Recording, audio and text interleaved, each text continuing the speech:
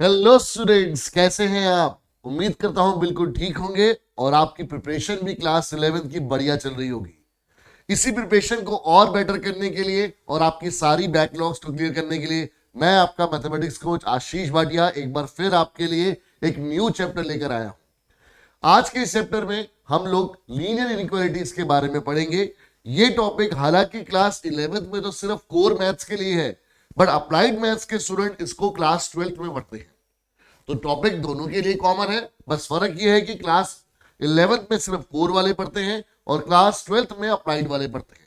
But class 12th में जो एक चैप्टर आता है आपके पास लीनियर प्रोग्रामिंग प्रॉब्लम्स, जो दोनों ही अप्लाइड और कोर के लिए कॉमन चैप्टर है और बहुत ही इजी चैप्टर है, उसमें भी इस चैप्टर का यूज होता है। सारा बेसिक्स वहीं लगता है।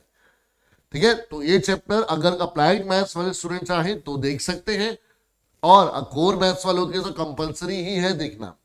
तो स्टार्ट करते हैं विदाउट एनी डिले इस चैप्टर को, विच इज लीनियर इनइक्वालिटीज। अब टॉपिक्स की अगर मैं बात करूं तो इस चैप्टर से जो मेजॉरिटी वाला पार्ट था, जो ग्राफिकल सॉल्यूशन थे टू वेरिएबल्स में लीनियर इनइक्वालिटीज के, वो वाला टॉपिक आपका डिलीट हो चुका है। तो अगर मैं एक्सरसाइज वगैरह बताऊं तो एनसीईआरटी में से 6.2 और 6.3 एक्सरसाइज जो है वो आपके पास इस बार सिलेबस से डिलीटेड है। तो यानी सिर्फ एक ही एक्सरसाइज है और जो मिसलेनियस एक्सरसाइज है उसके कुछ क्वेश्चंस हैं हमारे पास जो आपके पास सिलेबस के अंदर है इस बार। तो टॉपिक की बात करें तो सबसे पहला टॉपिक आपके पास की लीनियर इनइक्वालिटीज होती क्या है, इक्वेशन में और इनइक्वालिटीज में क्या फर्क है, then algebraic solution of linear equalities in one variable. आपने क्लास 7th 8th में लीनियर इक्वेशन सॉल्व की थी इन वन वेरिएबल, जहां पे एक ही वेरिएबल होता था एक्स और उसी में आप लोग इक्वेशंस को सॉल्व करते थे। वैसे ही अब हमने सीखना है कि इनइक्वालिटीज में अगर सिंगल वेरिएबल है तो उसको सॉल्व कैसे करेंगे। ठीक है, देन उसी के सॉल्यूशन को अगर आपको नंबर लाइन पर रिप्रेजेंट करना है तो उसको नंबर लाइन पे हम कैसे रिप्रेजेंट करेंगे, जिसको हम ये भी बोल सकते हैं कि ये ग्राफिकल सॉल्यूशन है हमारे पास लीनियर इनइक्वालिटीज का इन one variable. But graphical solution of linear inequalities in two variable जो क्लास 11th का ही पार्ट है वो इस बार डिलीट हो गया है।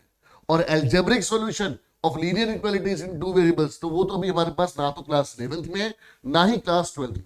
वो हायर लेवल पर आप लोग पढ़ते हो जहां पर दो वेरिएबल्स अगर इनइक्वालिटी के अंदर है तो उनको सॉल्व कैसे करना, वो थोड़ा सा मुश्किल काम है। बट अभी आपके लिए 11th 12th में वो चीज नहीं है, सिर्फ वन वेरिएबल की क्वेश्चन ही आपको मिलेंगे। ठीक है, तो काम बहुत आसान हो गया है। तो बहुत इजी चैप्टर है और स्कोरिंग चैप्टर है, तो इसको मिस नहीं करना है।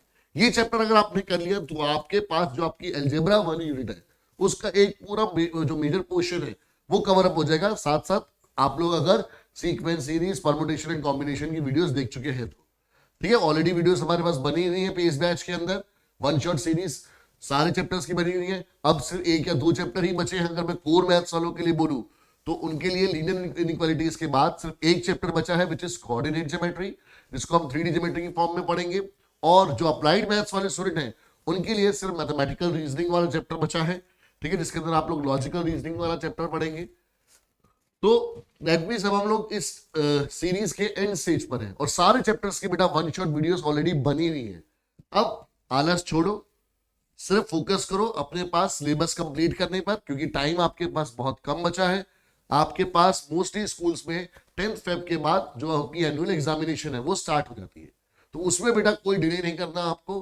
अभी से ही एक महीना है, अगर अभी तक भी आप नहीं जागे हो, अभी तक भी आप नहीं कर पा रहे हो तो भी कोई दिक्कत नहीं है। बट मेक श्योर कि आज से आप लोग इस चैप्टर के साथ, इस वीडियो के साथ अपनी बैकलॉग क्लियर करके अपना सिलेबस तो एटलीस्ट पूरा कर लोगे जल्दी से जल्दी, ताकि आपके पास रिवीजन के लिए भी थोड़ा बहुत टाइम बच जाए। ठीक है, तो बेटा बात करें अगर हम इस चैप्टर की विच इज लीनियर इनइक्वालिटीज, तो सबसे पहले मतलब समझना है कि हमारे पास की इनइक्वालिटीज का मतलब क्या होता है। हमें इक्वेशन का मतलब तो पता है कि ऐसे मैथमेटिकल स्टेटमेंट जहां पर हमारे पास इक्वल टू का साइन आता है उसको हम लोग क्या बोलते हैं, एक लीनियर इक्वेशन बोलते हैं। और जो लीनियर का मतलब क्या हो गया हमारे पास, कि हमारे पास जो वेरिएबल है, जो हमारे पास वेरिएबल है, ठीक है ना, उसकी जो डिग्री होगी, डिग्री मतलब होता है हाईएस्ट पावर, डिग्री का मतलब क्या हो गया, हाईएस्ट पावर। तो जो वेरिएबल है उसकी जो हाईएस्ट पावर होगी वो कितनी होगी, 1। तो अगर हमारे पास वेरिएबल की हाईएस्ट पावर 1 है तो ऐसे हम लोग स्टेटमेंट्स को बोलते हैं लीनियर स्टेटमेंट्स। अब अगर उसमें इक्वल टू का साइन इन्वॉल्व है तो हम बोलेंगे कि वो लीनियर इक्वेशन है। ठीक है, अब बात आ जाती है कि जी एक वेरिएबल है, दो वेरिएबल है, तो उसके ऊपर बनता है linear equation in one variable, linear equation in two variable. For example जैसे अगर मैंने कोई स्टेटमेंट लिखी है 2x + 5 = 7, ये मैंने एक मैथमेटिकल स्टेटमेंट लिखी है जिसके अंदर एक वेरिएबल है x और जो वेरिएबल इन्वॉल्व है उसकी हाईएस्ट पावर 1 है, दैट मींस हमारे पास ये होगी linear equation in one variable.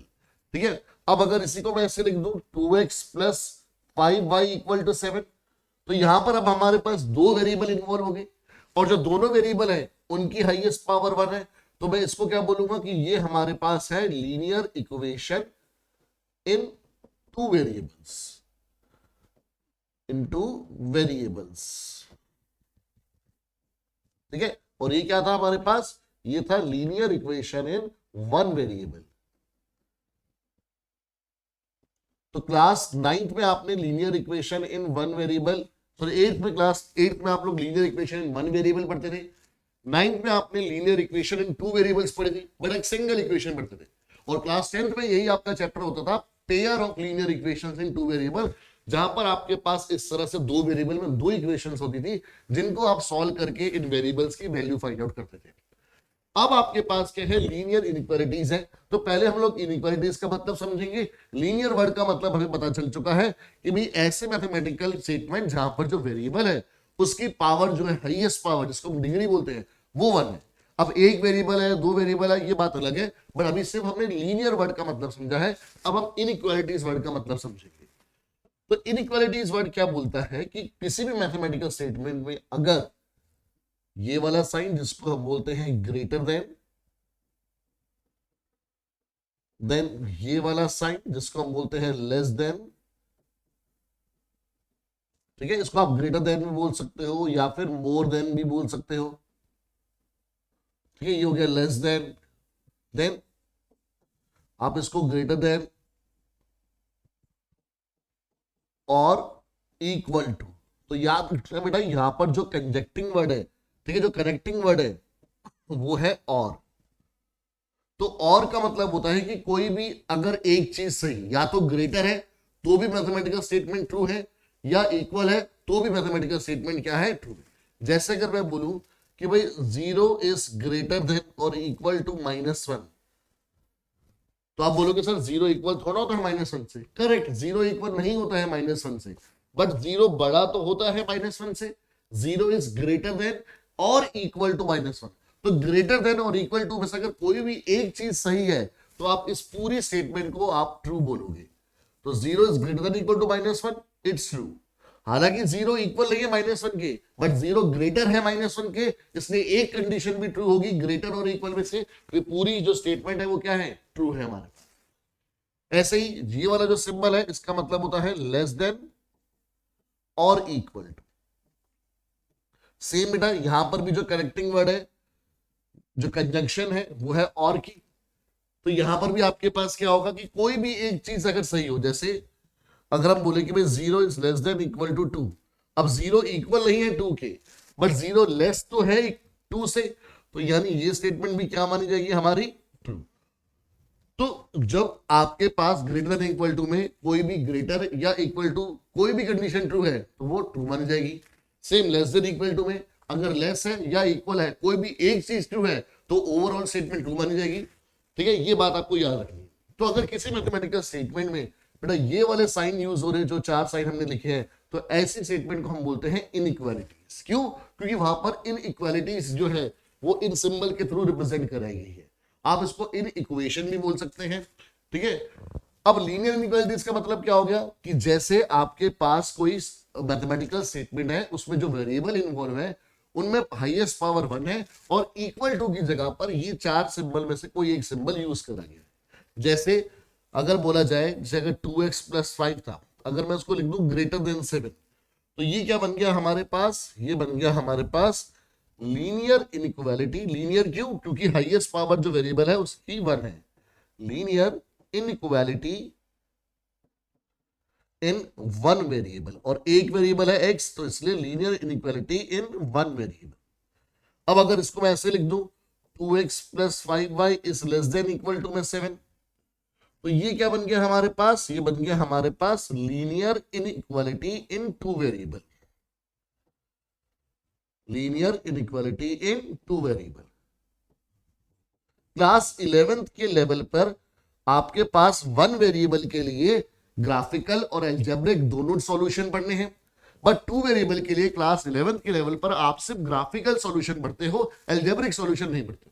But graphical solution भी इस बार आपके सिलेबस का पार्ट नहीं है, तो वो हम लोग इस वीडियो में डिस्कस नहीं करेंगे। ठीक है बच्चे, तो ये हमारे पास एक इंट्रोडक्शन हो गया कि भाई लीनियर इनइक्वालिटीज होती क्या है। ठीक है, अब इनको यूज करके क्वेश्चंस को कैसे सॉल्व करना है वो हम लोग सीखते हैं। जैसे पहले बोला है कि एल्जेब्रिक सॉल्यूशन मतलब कि आपको सिंपली जैसे आप इक्वेशंस को सॉल्व करते थे वैसे अब आपको लीनियर इनइक्वालिटीज को सॉल्व करना है। बट यहां पर याद रखना है कि आपके पास किसके लिए है, सिर्फ वन वेरिएबल के लिए, और one variable only. But solution को पढ़ने से पहले हमारे को कुछ बेसिक बातें रिवाइज करनी होंगी जो हमने सेट वाले चैप्टर में पढ़ी थी।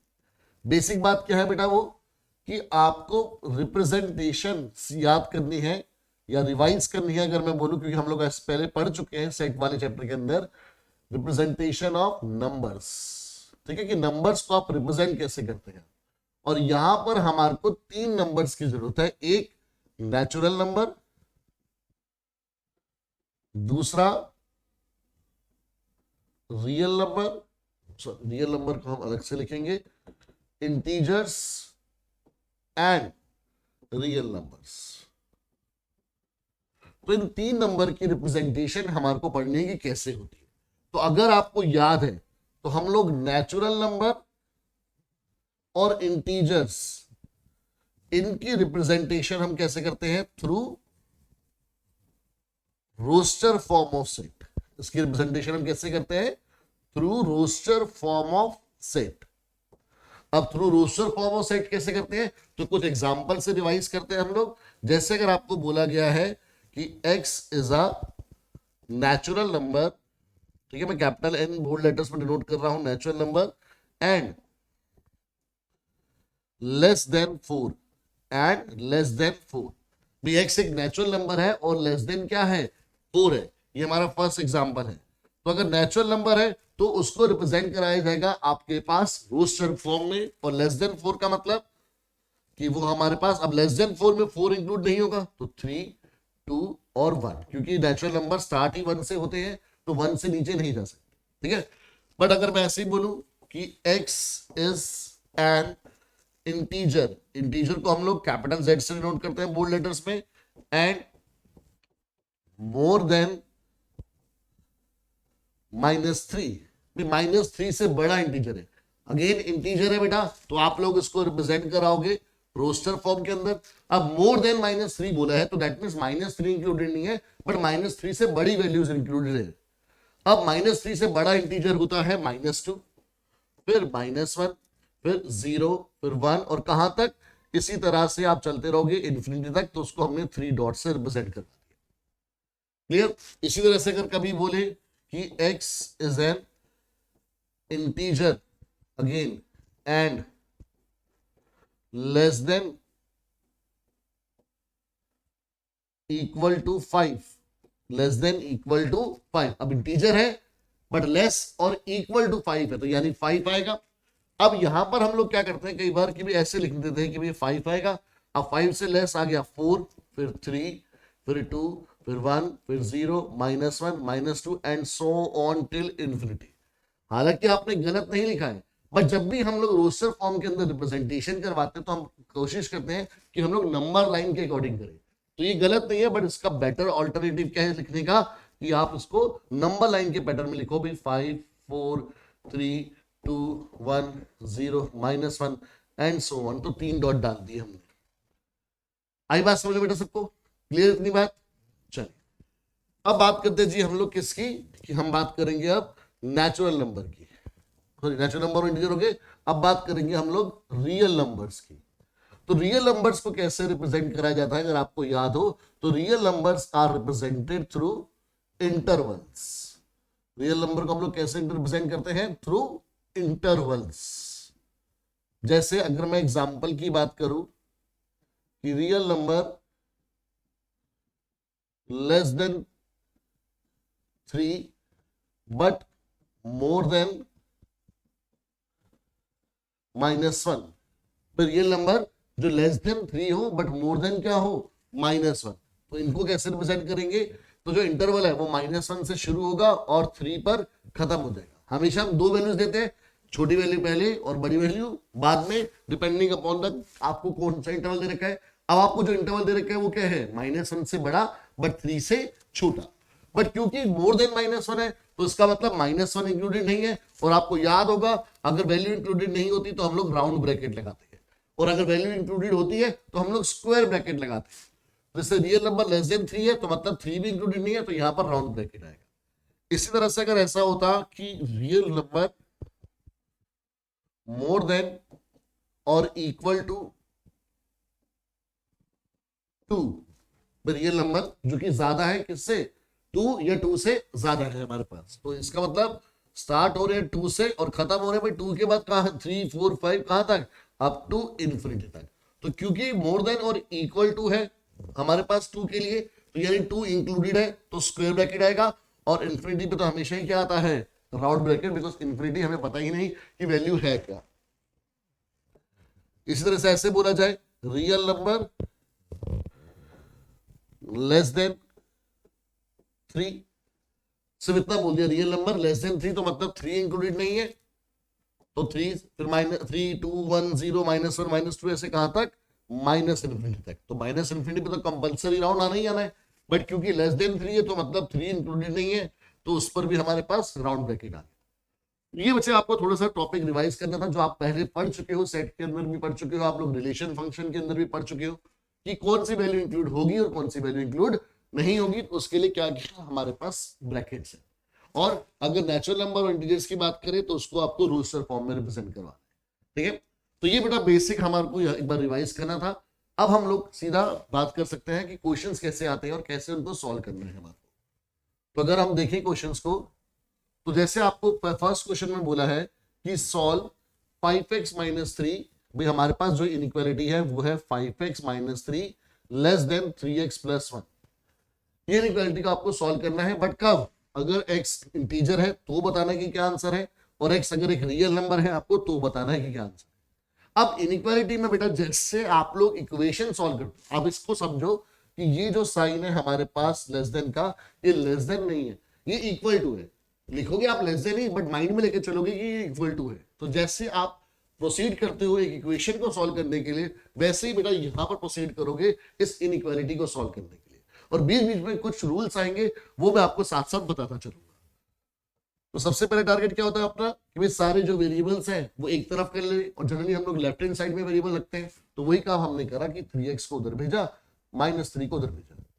तो ये आ गया 5x - 3x is less then 1 + 3, तो ये बना 2x इज लेस देन 4। अब 2 यहां मल्टीप्लाई हो रहा है तो उधर जाके डिवाइड हो गया, ठीक है। आप इसको कम स्टेप्स में भी कर सकते हैं, मैं सिर्फ एक बार फर्स्ट क्वेश्चन है तो समझाने के पॉइंट ऑफ व्यू से एक एक स्टेप आपको करके दिखा, ठीक है। तो आपके पास x की वैल्यू आ गई लेस देन 2, बट आपको बताना है कि अगर ये इंटीजर है तो क्या आंसर होगा, और अगर रियल नंबर है तो क्या आंसर होगा।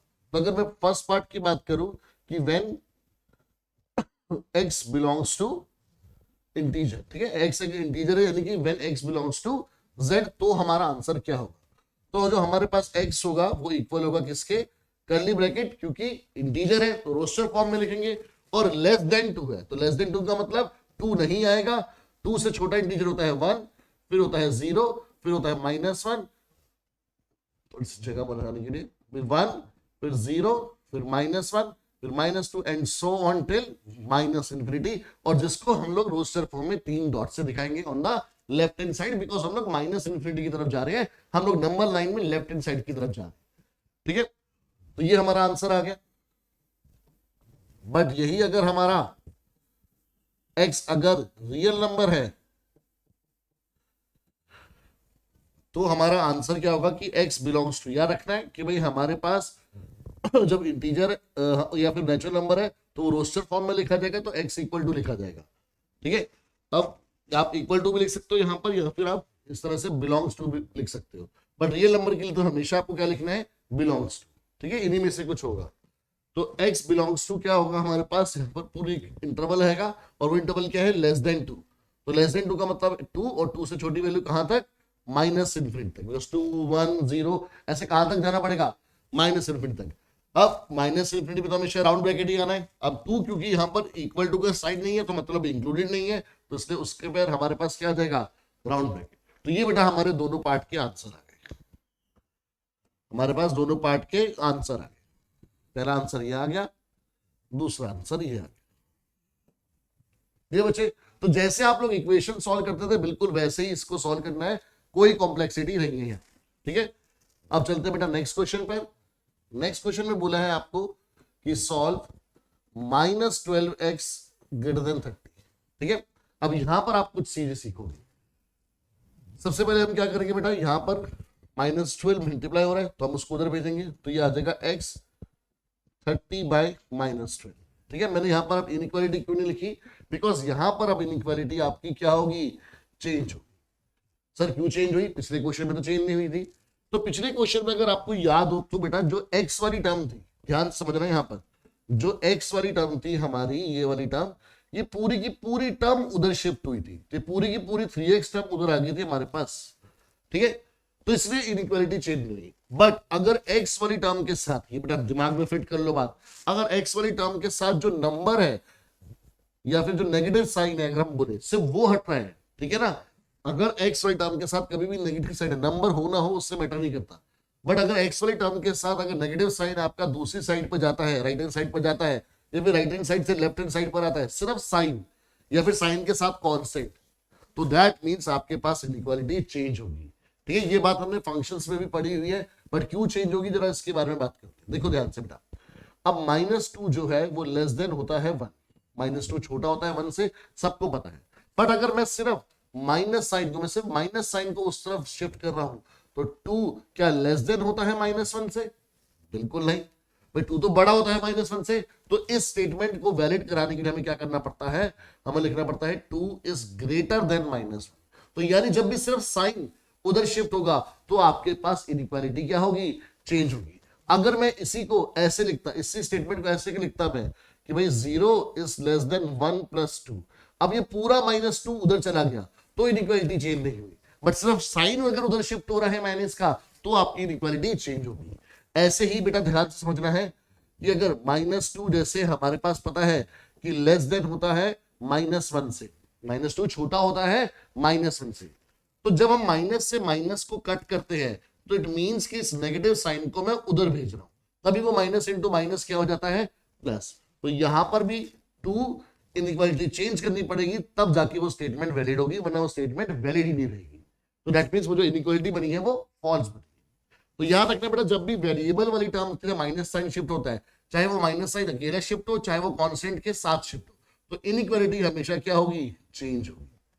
ठीक है, यहां पर याद रखना कि इनइक्वालिटी क्या होगी, हमेशा चेंज होगी। इनइक्वालिटी चेंजेस कब चेंज होगी इनइक्वालिटी, अगेन जब भी वेरिएबल के साथ से आपके पास नेगेटिव साइन, सिर्फ sign, not the whole term, not the whole term of the variable, only the sign goes to the other side. ठीक है, either alone or either with constant. जैसे माइनस साइन अगर अकेला जाता तब भी इनइक्वालिटी चेंज होगी, अब वो 12 के साथ चला गया तब भी इनइक्वालिटी चेंज होगी। बट अगर ये माइनस साइन पूरा एक्स वाली टर्म के साथ उड़ जाता, मतलब अगर ये ऐसा होता कि भाई 0 इज ग्रेटर देन 30 और ये पूरा -12x हो जाता, तो ये +12x होता, तो इनइक्वालिटी चेंज नहीं होती, क्योंकि अब एक्स वाली टर्म भी साथ में मूव हुई है। बट अगर सिर्फ साइन मूव होता तो हमारे पास क्या होता, क्या होगा, इनइक्वालिटी चेंज होगी। ठीक है बच्चे, अब इसको सॉल्व करना है। तो देखो ये क्या बनेगा, यह जगह हमारे पास 6 2 12 6 5, तो दैट मींस x आ गया हमारे पास लेस देन -2.5। ठीक है, 5/2 मींस 2.5। तो अब ये हमारे पास एक रिजल्ट आया है। अब अगर हमारे पास फर्स्ट पार्ट में है कि अगर x एक नेचुरल नंबर है तो क्या आंसर आएगा, तो अगर x एक नेचुरल नंबर है तो x बिलोंग करेगा किससे, पाई से, क्योंकि यहाँ पर लेस देन -2.5 है, हमारे पास कोई भी इनइक्वालिटी पाई से छोटी नहीं होती। ठीक है, और यही हमारे पास अगर x एक इंटीजर होता, ये x बिलोंग्स टू z होता, तो हमारे पास x किससे बिलोंग करता, x क्या होता हमारे पास, क्योंकि यहाँ पर देखो सिंगल सेट है तो आप बिलोंग की जगह पे आप इस बार इक्वल टू लिखोगे। मैंने बताया था नेचुरल नंबर और इंटीजर के लिए आप इक्वल टू और बिलोंग कुछ भी यूज कर सकते हो, क्योंकि वो रोस्टर फॉर्म के अंदर आ रहा है। अब इंटीजर -2.5 से छोटा, तो -2.5 से छोटा सबसे पहले इंटीजर आता है -3, फिर -4, फिर -5 and so on till -infinity. ठीक है बच्चे, तो एक कॉन्सेप्ट आपको याद रखना है कि साइन वाला, कि अगर साइन शिफ्ट होता है सिर्फ तो इनइक्वालिटी चेंज होती है, और ये कैसे इसको सॉल्व करते हैं। क्लियर बच्चे? अब आते हैं बेटा नेक्स्ट क्वेश्चन पर। बस इसी तरह से आपको क्वेश्चन सॉल्व करना है। अब जैसे सिर्फ रियल नंबर के लिए बोला है कि आपको पूरा सॉल्व करके दिखाना है, तो रियल नंबर के लिए देखते हैं हम लोग कैसे सॉल्व करेंगे। अब जैसे बेटा आपके पास इक्वेशंस का लेवल बढ़ता था, वैसे ही यहाँ पर आप इनइक्वालिटी का लेवल बढ़ेगा, बट क्योंकि वन वेरिएबल में है तो सिर्फ आपको सिंप्लीफिकेशन ब्रैकेट्स ओपन करके या फिर ज्यादा से ज्यादा एलसीएम वगैरह लेने वाले ही क्वेश्चन आएंगे। तो यहाँ पर ये बन गया हमारे पास 3 2 6 -3x is greater than equal to -2x। अब इस 6 को उधर भेजा हमने, ये -2x को उधर भेजा हमने, तो ये आया -3x। अब देखो क्योंकि ये पूरी टर्म एक्स वाली टर्म विद नेगेटिव साइड उस तरफ शिफ्ट हो रही है, तो ये +2x होगी, तो अब आपके पास इनइक्वालिटी चेंज नहीं होगी। बट अगर सिर्फ -2 उधर जाता, पर वो जा नहीं सकता था ऐसे, जब तक अकेली ना हो भाई यहाँ पर, ये 2 उधर थोड़ा जा सकता है, या फिर -2 उधर थोड़ा जा सकता है, क्योंकि अभी ये 2 भी बचा हुआ है। तो अगर आप पहले 2 को उधर भेजते, फिर अगर -2 को आप उधर भेजते, तो आपको इनइक्वालिटी चेंज करनी पड़ती। तो इस ग्रेटर देन इक्वल टू, ये 2 -6 हो गया, तो ये आ गया -x greater than equal to -4। Again बेटा ये माइनस उधर भेजने का मतलब है कि इस माइनस से माइनस कट हो रहा है, और x वाले टर्म के साथ नेगेटिव साइन हट गया, सिर्फ साइन हटा है, तो इसलिए इनइक्वालिटी होगी आपकी चेंज। ठीक है, अब क्योंकि सिर्फ रियल नंबर के लिए बात करी है हमारे को, तो x less than equal to 4 का मतलब देखो, जब भी रियल नंबर के लिए बात करेंगे ना, तो हम लोग बेटर रहता है कि नंबर लाइन बना के चले। हालांकि इस क्वेश्चन में नंबर लाइन नहीं पूछी है, बट आप रियल नंबर वाले क्वेश्चन में हमेशा नंबर लाइन बना के चलो, आपसे कभी गलती नहीं होगी।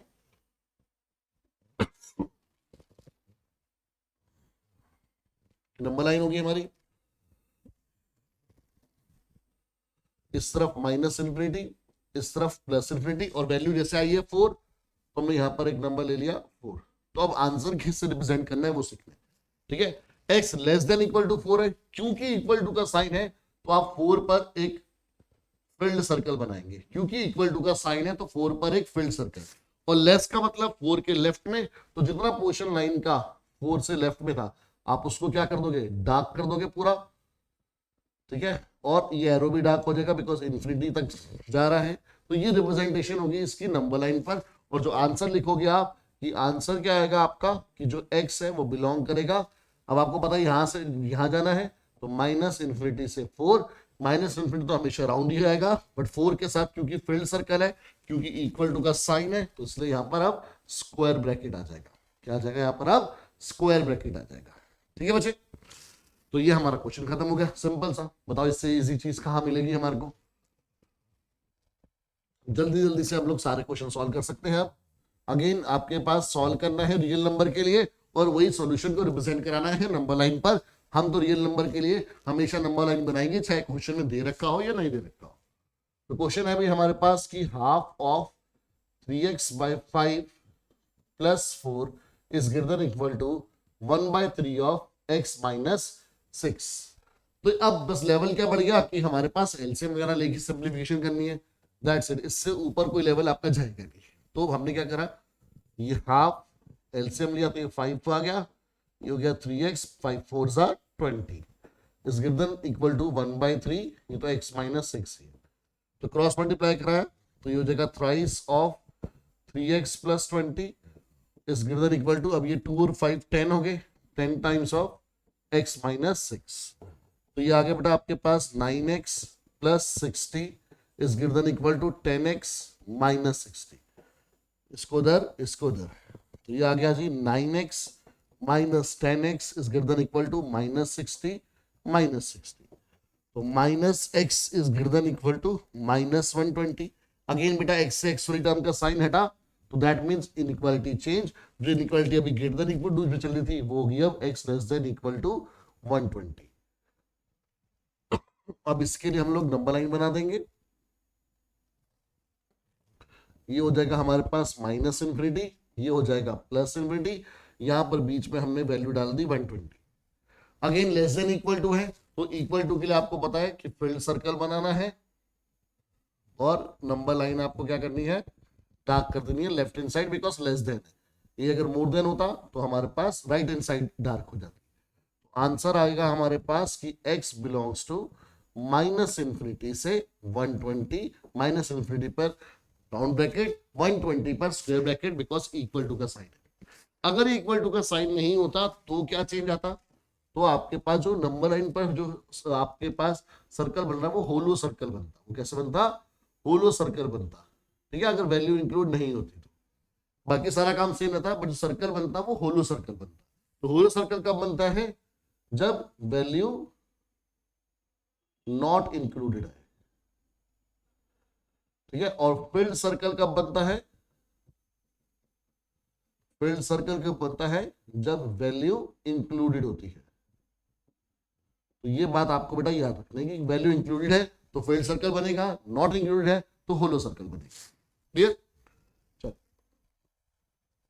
नेक्स्ट क्वेश्चन बेटा अगेन सॉल्व करके देखते हैं। क्या है कि जी x/4 लेस देन है 5x minus 2/3 minus 7x minus 3/5 के। तो अगेन बच्चे जो कॉम्प्लेक्सिटी लेवल है वो सिर्फ एलसीएम और सिंप्लीफिकेशन पे रह गया है। तो लेफ्ट हैंड साइड में तो ये x/4 ही रहेगा, राइट हैंड साइड पर आपने एलसीएम लिया तो 15, तो ये आ जाएगा 5 into 5x minus 2 minus 3 into 7x minus 3। ठीक है ना, एलसीएम का बेटा आपको बता रखा है कि दो टर्म्स का एलसीएम ले रहे हो तो डिनोमिनेटर में दोनों मल्टीप्लाई और ऊपर क्रॉस मल्टीप्लाई, डिनोमिनेटर में दोनों मल्टीप्लाई और ऊपर क्रॉस मल्टीप्लाई। ठीक है, तो वही काम हमने करा है यहाँ पर। तो ये आ गया जी x/4 is less then, upon में 15 ध्यान देते हैं, पहले सिंप्लीफाई कर लेते हैं। ये आ गया 25x minus 10 minus 21x plus 10। तो यानी कि ये बना कि x/4 is less then 25x minus 21x is 4x और minus 10 plus 9 is minus 1 upon 15, cross multiply करा तो 15x is less then 4 into 4x minus 1, तो 15x is less then 16x minus 4। Again इसको उधर भेजा तो दैट मीन्स कि जो 15x minus 16x is less then minus 4, तो minus x is less then minus 4, minus से माइनस साइन कैंसिल आउट, तो x आ गया ग्रेटर देन 4। ठीक है, अब आपको पता है कि भाई माइनस से माइनस कट हुआ है तो इनइक्वालिटी चेंज करनी पड़ेगी। तो नंबर लाइन की अगर हम बात करें,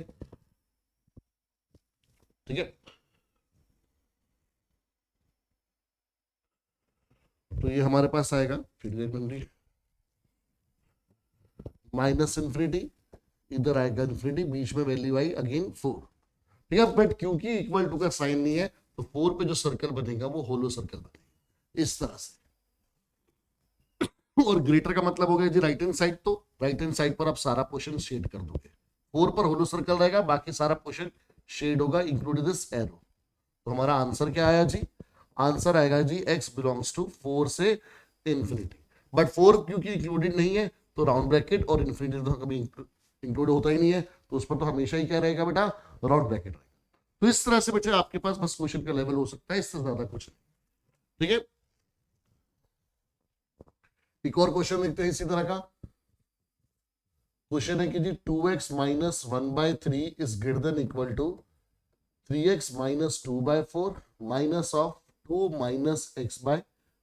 ठीक है, अगेन बेटा एलसीएम लेना है राइट हैंड साइड पर, दो टर्म्स का एलसीएम है तो आपको तरीका पता है, डिनोमिनेटर में मल्टीप्लाई और ऊपर क्रॉस मल्टीप्लाई। तो 5 into 3x minus 2 minus 4 into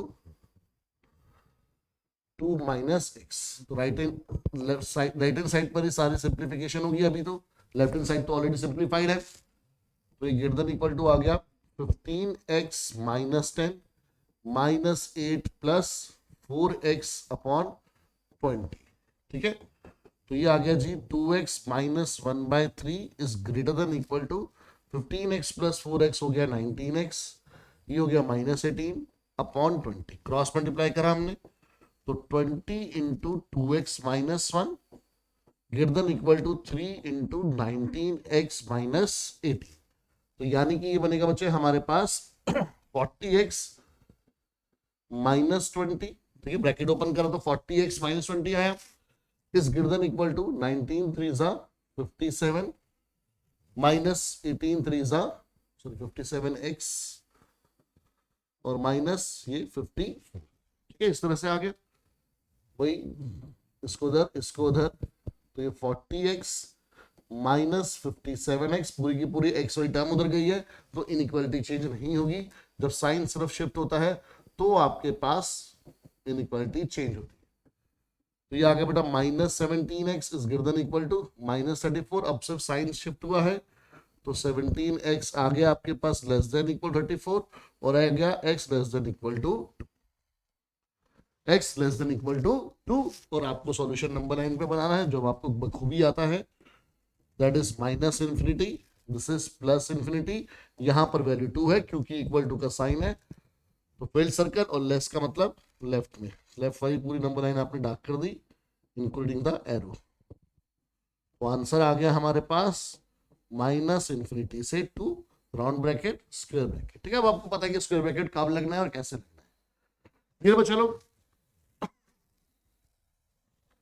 अब देखो बेटा कि अगर एक ही क्वेश्चन में आपके पास डबल इनइक्वालिटी आता है, ऐसे क्वेश्चन आपको एनसीईआरटी के मिसलेनियस में दिखेंगे। ठीक है, तो कुछ नहीं है करना, यहाँ पर ये आ गया minus 8 is less than equal to 5x minus 3 is less than 7। तो इसको पहले पढ़ना आना चाहिए। इसको कैसे पढ़ते हैं? Minus 8 is less than equal to 5x minus 3 is less than 7। तो दो इनइक्वालिटी है हमारे पास, तो पहले हम क्या करेंगे, इसको दो पार्ट्स में ब्रेक कर देंगे। कैसे ब्रेक कर देंगे? हम इसको ऐसे लिखेंगे कि minus 8 is less than equal to 5x minus 3 and 5x minus 3 is less than 7। तो अब मेरे पास एक तरह से दो क्वेश्चन होंगे। ठीक है, मैंने ब्रेक करा। इसका मतलब क्या था कि भाई जो 5x माइनस 3 है वो greater than equal to minus 8 है, और यही 5x माइनस 3 जो है वो लेस देन 7। मतलब ये 5x माइनस 3 या तो माइनस 8 या माइनस 8 से बड़ा है, या तो ये 5x माइनस 3 7 से छोटा है। यही मतलब है इसका। तो इसको मैंने दो अलग अलग पार्ट्स में ब्रेक कर दिया। अब दोनों को आप बेटा इंडिविजुअल क्वेश्चन की तरह सॉल्व कर लो।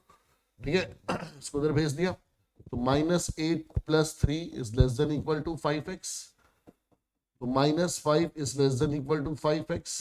5 को उधर भेजेंगे। अब सिर्फ कांस्टेंट जा रहा है, साइन नहीं जा रहा नेगेटिव वाला, तो minus 5/5 is less than equal to x। ये आ गया 1, तो minus 1 less than equal to x। और इसको आप कैसे लिख सकते हो? x greater than equal to minus 1, क्योंकि minus 1 less than equal to x का मतलब कि जो माउथ खुला हुआ है इनइक्वालिटी का वो x की तरफ खुला हुआ है। तो x की तरफ अभी भी हमने जब ऐसे लिखा तो माउथ x की तरफ रखा, तो ये मतलब निकल के आया। बट अभी ये आंसर नहीं हो सकता बिकॉज यहाँ पर एंड लग है। एंड का मतलब कि इसका भी आपके पास रोल रहेगा। तो ये क्या होगा हमारे पास कि जी 5x is less than 7 plus 3, ये माइनस 3 को हमने उधर भेज दिया, तो 5x आ गया जी लेस देन 10, तो x आ गया लेस देन 10/5, तो x आ गया आपके पास लेस देन 2। तो अब ये दो हमारे पास कंडीशन आई है, उन दोनों कंडीशन को मिला के हमारा आंसर तैयार होगा।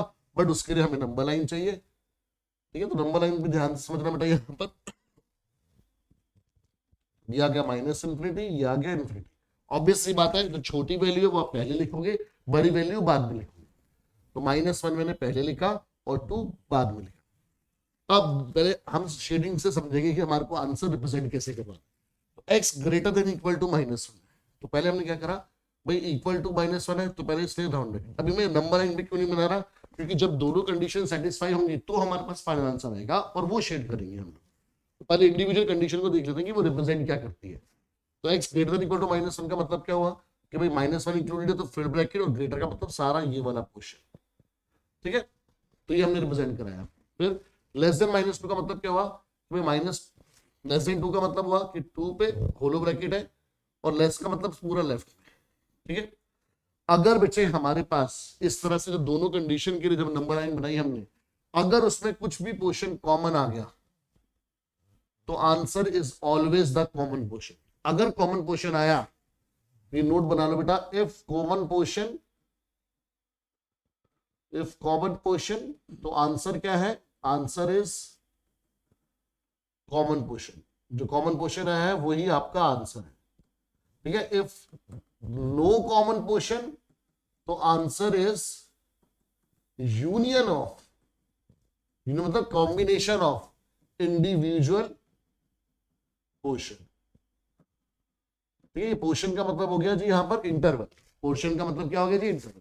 तो यहाँ पर कॉमन पोर्शन आ रहा दोनों के बीच में, तो -1 पर आप राउंड ब्रैकेट फिल्ड ब्रैकेट करोगे, 2 पर होलो ब्रैकेट, और इसके बीच वाला सारा पार्ट आप डार्क कर दोगे कि जी ये हमारा आंसर है। और अगर मैं रिप्रेजेंट कराऊंगा तो ऐसे लिखूंगा कि आंसर में x बिलोंग्स टू -1 से 2, क्योंकि -1 पर फील्ड ब्रैकेट है तो स्क्वायर ब्रैकेट, फील्ड सर्कल है तो स्क्वायर ब्रैकेट, 2 पर होलो सर्कल है तो मतलब वैल्यू इंक्लूड नहीं है तो मतलब राउंड ब्रैकेट।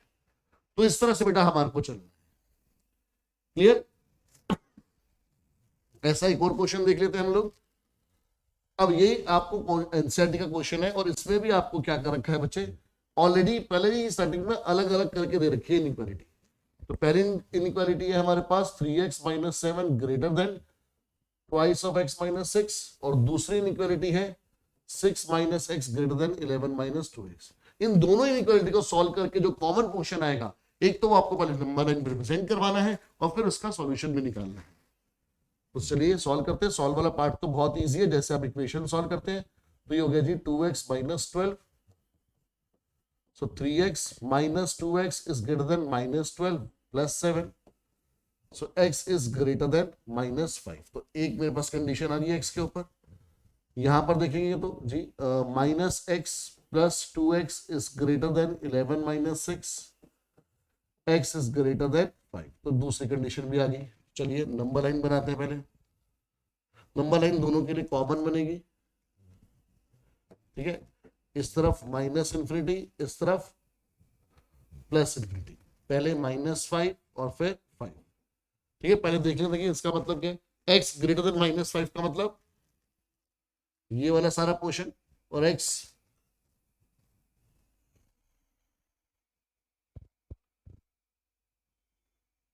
चलिए x ग्रेटर देन -5 का मतलब ये वाला सारा पोर्शन, और x ग्रेटर देन 5 का मतलब ये वाला सारा पोर्शन।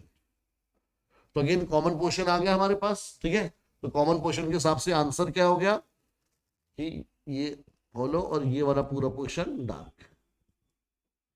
तो x बिलोंग्स टू 5 से इंफिनिटी, दोनों पर राउंड ब्रैकेट, क्योंकि वहां पे इन हमारे पास जो सर्कल है वो फील्ड वाला नहीं, ठीक है। पूरा इसके बाद डार्क होगा, बस सर्कल डार्क नहीं होगा, ठीक है। बट कभी बच्चे अगर ऐसा आ जाए, ठीक है, मैं एग्जांपल के लिए समझा रहा हूं कि कभी ऐसा आ जाए नंबर लाइन ऐसे बन रही है, ये -∞ है, ये इंफिनिटी है, ये -5, देखो फॉर एग्जाम्पल कि भाई इसका पोर्शन आता ये वाला, इसका पोर्शन आता ये वाला, ठीक है। इस तरह से अगर आता हमारे पास, तो मतलब अब हमारे पास कुछ भी कॉमन नहीं आ रहा, और अगर कुछ भी कॉमन नहीं आ रहा तो answer is always the individual portion. तो -∞ से -5, इसमें यहां पर भी राउंड ब्रैकेट और यहां पर भी राउंड ब्रैकेट बिकॉज फॉलो है, और 5 से इंफिनिटी राउंड ब्रैकेट और इनका यूनियन। तो नंबर लाइन में होलो सर्कल और उसके बीच वाला पोर्शन आप शेड कर दें, तो ये हमारा आंसर हो जाएगा, ठीक है बच्चों। तो इस तरह से आपको सारे क्वेश्चन आने चाहिए। अब इस पे हम लोग वर्ड प्रॉब्लम्स को देखते हैं, ठीक है। कि अगर वर्ड प्रॉब्लम जैसे आपके पास लीनियर इक्वेशन में वर्ड प्रॉब्लम्स आती थी, तो आपके पास यहां पर भी क्या है, सेम लीनियर इनइक्वालिटीज में वर्ड प्रॉब्लम्स। और वर्ड प्रॉब्लम्स को पहले आप क्या करोगे, कन्वर्ट करोगे किसके अंदर, कन्वर्ट इनटू लीनियर इनइक्वालिटीज। पहले आप उसको कन्वर्ट करोगे किसमें, लीनियर इनइक्वालिटीज के अंदर, ठीक है। एज पर गिवन इंफॉर्मेशन, जो भी क्वेश्चन हमें आपको इंफॉर्मेशन गिवन होगी, आप उसके अकॉर्डिंग उसको लीनियर इक्वालिटीज में कन्वर्ट करोगे और देन क्या करोगे, सॉल्व करोगे उसको। देन सॉल्व, और सॉल्व कैसे करेंगे अभी हम लोग, एल्जेब्रिकली करेंगे, ठीक है। अब नंबर लाइन का यहाँ पर वर्ड प्रॉब्लम में कोई काम नहीं है, आपको सॉल्व एल्जेब्रिकली करनी है, ठीक है। अब क्वेश्चन की फॉर्म में देखते हैं। जैसे क्वेश्चन में बोला है कि to receive grade A in a course one must obtain an average of 90 marks or more. या तो 90 मार्क्स चाहिए या तो 90 मार्क्स से ज्यादा चाहिए in 5 examination each of 100 marks. If Sunita's mark in the first 4 examination are this, find the minimum marks that Sunita must obtain in the examination 5th examination to get grade A in the course, ठीक है। हाँ, और student को average one must obtain average of 90 marks or मोर। चलो पहले जो information given है पहले उसको लिखते हैं। तो सुनीता's marks in first 4 टेस्ट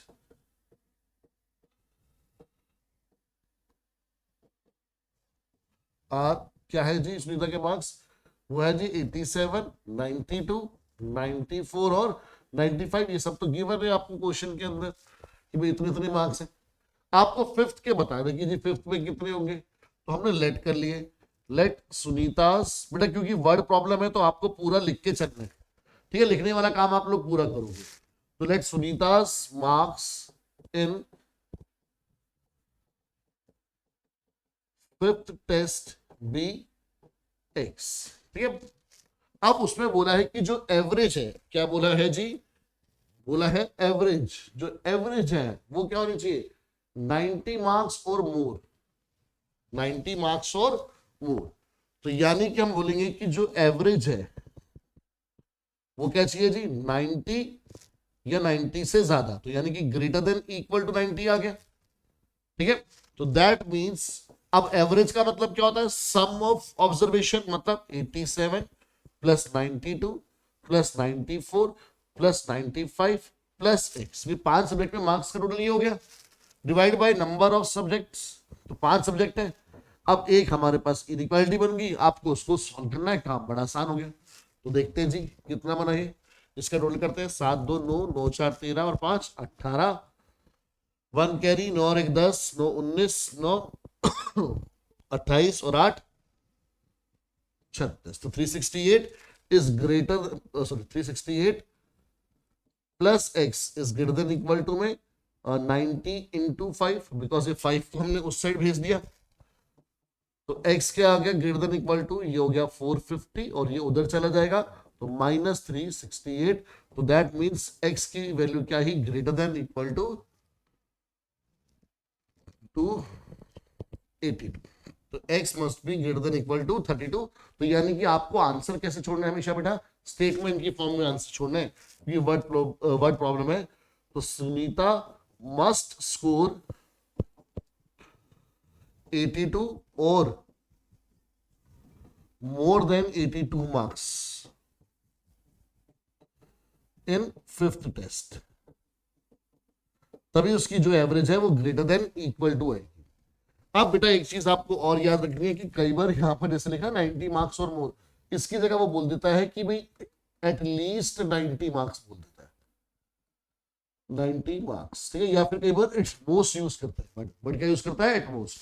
तो आपको याद रखना है बच्चे कि अगर एटलीस्ट वर्ड यूज कर रहा है वो, तो एटलीस्ट का मतलब होता है ग्रेटर देन इक्वल टू, और अगर वो एटमोस्ट वर्ड यूज कर रहा है तो उसका मतलब होता है लेस देन इक्वल टू। तो एटलीस्ट मतलब उतना या उससे ज्यादा, मतलब greater than equal to, at most मतलब उतना या उससे कम, तो लेस देन इक्वल टू, ठीक है। तो बच्चे इस तरह से आपको क्वेश्चन टैकल करनी है, क्लियर। नेक्स्ट क्वेश्चन देखो बेटा, क्वेश्चन में क्या बोला है कि find all pairs of consecutive even positive integers both of which are larger than 5 such that their sum is less than 23। तो दो कॉन्जिक्यूटिव इंटीजर्स लेट करने हैं, बट वो इवन होने चाहिए, पॉजिटिव भी होने चाहिए और इवन होने चाहिए। आप लोग क्लास 10 तक करते आए होंगे कि let consecutive numbers be x and x plus 1, ठीक है, यही तरीका होता है हमारे पास करने का। बट यहां पर अब बोला गया है बेटा कि आपको कॉन्जिक्यूटिव इवन चाहिए, तो याद रखो या तो हो कॉन्जिक्यूटिव इवन या फिर हो कॉन्जिक्यूटिव ऑड, काम दोनों में सेम ही रहेगा, ठीक है। और कैसे लेट करेंगे हम लोग, let consecutive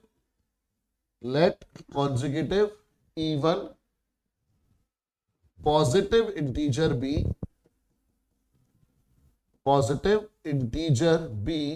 x and x plus 2, ठीक है। चाहे कॉन्जिक्यूटिव इवन बोला हो तो भी आप x और x प्लस 2 लोगे, और अगर कॉन्जिक्यूटिव ऑड बोला है तो भी आप x और x प्लस 2 बोलोगे। क्यों, क्योंकि जैसे अगर मैं इवन की बात करूं, अगर एक नंबर 2 है तो उसका कॉन्जिक्यूटिव इवन नंबर नेक्स्ट आएगा 4, वो 2 में ऐड करके 2 मिलेगा। ऐसे 4 का नेक्स्ट कॉन्जिक्यूटिव कौन होगा, प्लस 2 करके 6, 6 का नेक्स्ट कॉन्जिक्यूटिव इवन कौन होगा, प्लस 2 करके 8। तो इसलिए x और x plus 2 and same goes for odd also.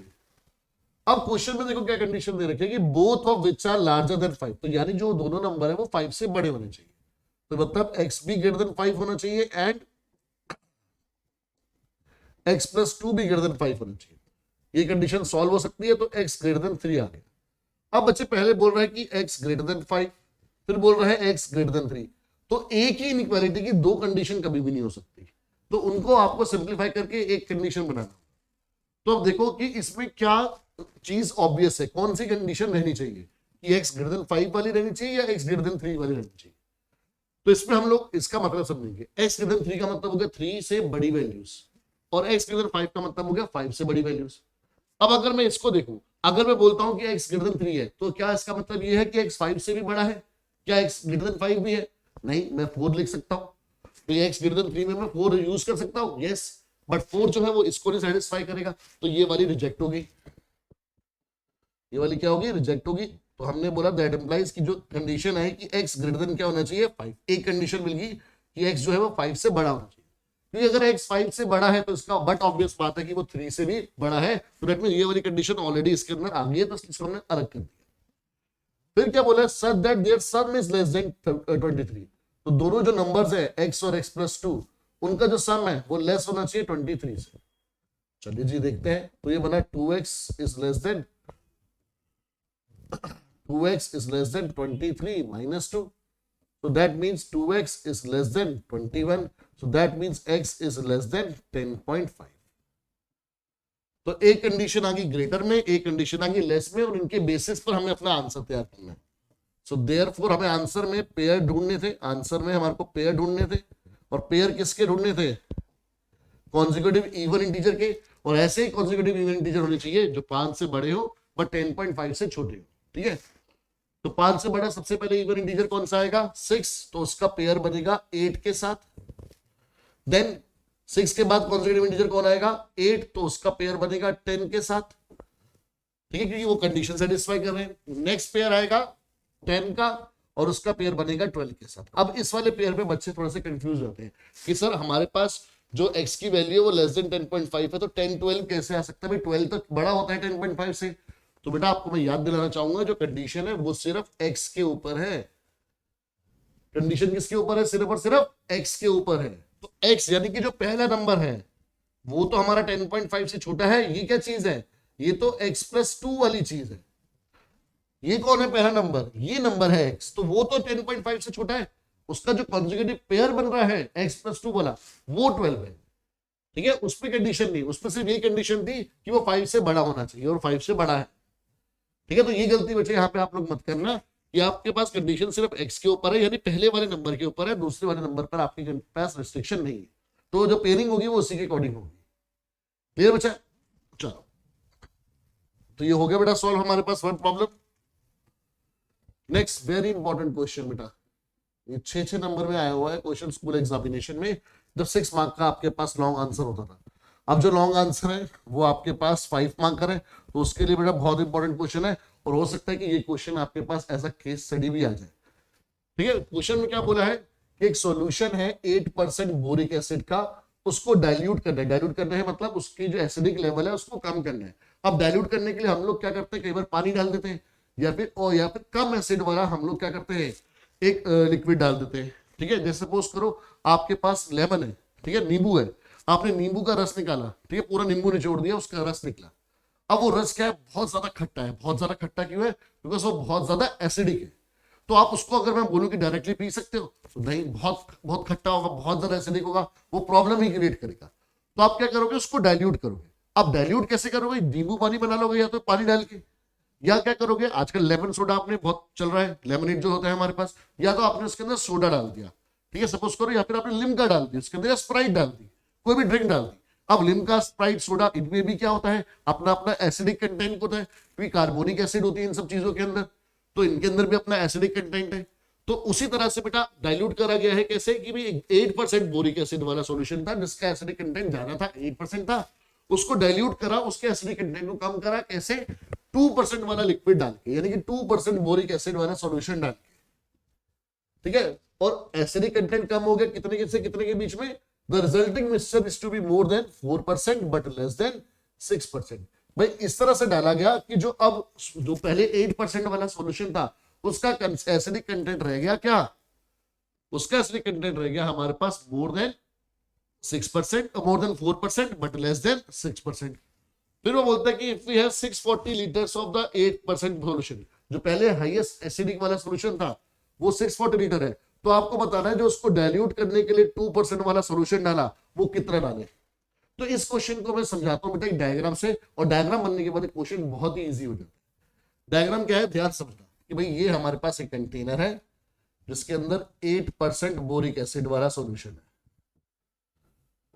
ठीक है। इसमें हमने ऐड करना है एक 2% वाला बोरिक एसिड सॉल्यूशन। ध्यान से समझना बेटा इसको, ये डायग्राम समझ में आ गया तो क्वेश्चन खत्म है, ठीक है। 2% बोरिक एसिड वाला सॉल्यूशन सच दैट जो रिजल्टिंग मिक्सचर होगा उसके अंदर अब एसिडिक कितना हो जाएगा, 4% to 6% हो जाएगा, ठीक है। जो पहले 8% था उसमें हमने डाइल्यूट करने के लिए 2% वाला सॉल्यूशन डाला ताकि जो मिक्सचर आए उसमें एसिड कंटेंट सिर्फ 4 से 6%। वो कहता है कि अगर ये क्वांटिटी 640 लीटर है तो बताओ कि ये वाली क्वांटिटी कितनी डालें। तो हमने कहा जी ये क्वांटिटी आप x लीटर डाल दो, और अगर ये वाली क्वांटिटी x लीटर डाली है तो मिक्सचर की क्वांटिटी क्या हो गई, 640 प्लस x लीटर हो गई। इतनी बात तो मेरे ख्याल में सबको समझ में आ गई होगी, इसमें कुछ है। अब जो मेन चीज है उसको समझते हैं बेटा, ध्यान से, सबका फोकस यहां पर चाहिए मुझे। अब अगर इसके अंदर बोला गया है कि जी 8% बोरिक एसिड है, मतलब इस सॉल्यूशन का एसिडिक कंटेंट 8% है, तो इसका मतलब है जितनी इसकी क्वांटिटी अवेलेबल है उसका एसिडिक कंटेंट 8% है, ठीक है। ऐसे ही जितनी इसकी क्वांटिटी अवेलेबल है उसका 2% एसिड उसके अंदर है। तो यानी कि अब अगर आप बोलूं मेरे पास अकॉर्डिंग टू क्वेश्चन, जैसे हम लोग लीनियर इक्वेशन में लिखते थे वैसे लीनियर इनइक्वालिटी में भी लिख सकते हैं। मेरे पास पहली कंडीशन क्या आएगी कि भाई जो 8% ऑफ 640 जो एसिड बनेगा, एसिड कंटेंट बनेगा, प्लस 2% ऑफ x, इनको मिला के जो एसिडिक कंटेंट नेट तैयार होगा वो क्या होना चाहिए, वो ग्रेटर होना चाहिए किससे, 4% ऑफ 640 प्लस x। भाई इसके अंदर जितना एसिड था और इसके अंदर जितना एसिड था, इन दोनों को मिला के जो एसिड बना है वो क्या होना चाहिए, 4% से 6% के बीच में होना चाहिए, मतलब 4% से बड़ा होना चाहिए और 6% से छोटा होना चाहिए। To be more than 4% but less than 6%। तो मोर देन 4% बोला है, मोर देन इक्वल टू नहीं बोला। ऐसे 6% के लिए भी लेस देन बोला है, लेस देन इक्वल टू नहीं बोला, तो सिर्फ ग्रेटर देन का साइन आ रहा है यहाँ। और दूसरी इनइक्वालिटी क्या बन जाएगी कि जी 8% ऑफ 640 प्लस 2% ऑफ x, ये लेस होना चाहिए किससे, 6% किसका, जो उसकी टोटल क्वांटिटी है उसका। तो इस तरह से बेटा हमारे पास दो इनइक्वालिटीज तैयार हो गई। अब इसी को सॉल्व करके आपको आगे बढ़ना है। तो देखो सॉल्व कैसे करना है हमारे को। अब 8% ऑफ 640 का मतलब 8/100, ऑफ का मतलब मल्टीप्लाई 640, 2% का मतलब 2/100, ऑफ का मतलब into x is greater then, 4% मतलब 4/100 इंटू 640 प्लस x। तो पहले मैं इसको सॉल्व कर रहा हूं जो मेरी फर्स्ट इनइक्वालिटी है, ठीक है। तो क्या बना बेटा, ये एलसीएम आ गया 100, तो ये हो गया 8 इंटू 640, कैलकुलेशन बाद में देखते हैं, 2x इज ग्रेटर देन, यहां पर भी 100 एलसीएम आ गया, ये हो जाएगा 4 इंटू 640 प्लस 4x, मैंने ब्रैकेट ओपन कर दिया, 100 से 100 कैंसिल हो जाएगा, तो ये बना जी 2x minus 4x is greater then 4 into 640 minus 8 into 640, ये बना minus 2x is greater then, इसमें से क्या हो गया जी 4 इंटू 640, तो कॉमन आ गया, बचा क्या 1 माइनस,